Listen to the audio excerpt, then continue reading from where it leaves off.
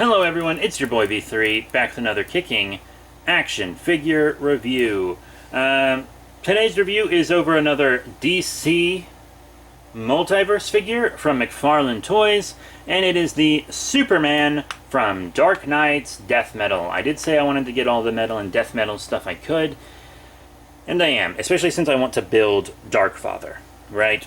And I already opened him. I know I usually start a review off in package and with tag and stuff, but I wanted to like mess around with him while I watched Hellraiser 3 after work one day, but I was like so tired that I kind of just messed around with him and I didn't really want to focus on Hellraiser 3. But I mean, we got Soups. We got the Soups out of package. And he does come with a few accessories. Like all these McFarlane DC figures, he comes with kind of a trading card with stats and stuff. It's kind of just a promotional image of the figure on the front, which is a bit odd. When they did that with the Devastator Superman 2-pack, it made more sense because like they'd already used those characters on cards before, and they wanted like maybe variants of the cards kind of. But with this Superman, it seems like this is just the norm. They're going to start doing this instead of showing comic covers and art.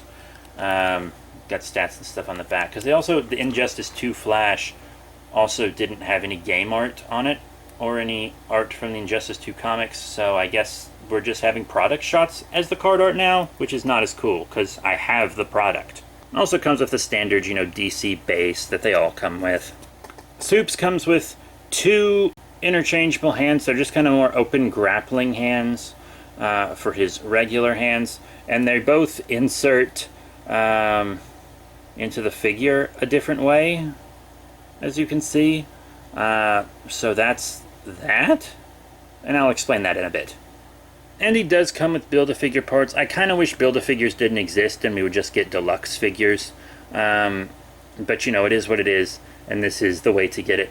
For Darkfather, the Darkseid Batman that kind of puts Superman in this state, he comes with both arms. At least McFarlane doesn't have Build-A-Figures for every wave, and also it's both arms with one figure instead of one arm with each, which is much better in my opinion. So I think McFarlane kind of does Build-A-Figures better than Hasbro, just for the way that they're sold. Now let's take a look at Clark himself. Detail and paint are usually done very well by McFarlane's figs. It's normally the articulation that I complain about.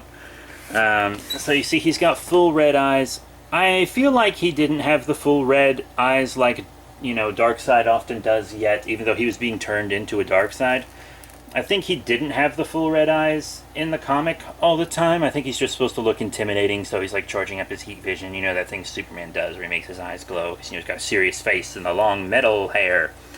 He's got his like torn Superman suit, some black pants. I like he's got the cape bandaged around his arm. That's pretty cool. And he's got this kind of like brass knuckly looking Superman thing, which, I feel like he doesn't need, but it's cool. Chains, these boots are pretty badass, gotta admit. Articulation-wise, up and down on the head, side to side, torso, waist, in and out, forward and back on the legs. Chains hinder a bit. Double knee bend. Oh, the leg also kind of rotates out like that, as you can see. There's not a boot swivel or anything, but you can go side to side on the feet. They pivot a little bit, but like they don't want to stay. Toe articulation. And then, oddly enough, both the arms are different. They both have like this right here that you see, and they both go up and down and forward and back. But while this one has a pretty standard double elbow bend, this one has a single elbow bend with a rotation. Very interesting. And the hands are a bit different as well. You see this one rotates at the wrist and can go forward and back. And this one can do the same thing, but you can like kind of turn the hand on the joint to get a little more out of it. I think that's just specifically because the detailing on this arm was so much more intricate and different that they wanted to preserve the details, so they changed up the articulation, which is honestly fine with me. It's no secret that McFarlane goes for look over function, so that's that. For size comparisons, I got him with a couple other figures in this scale. On the left, a more classic look. For Superman, that's from DC Direct and DC Collectibles DC Essentials line. And that's kind of my go-to Superman these days.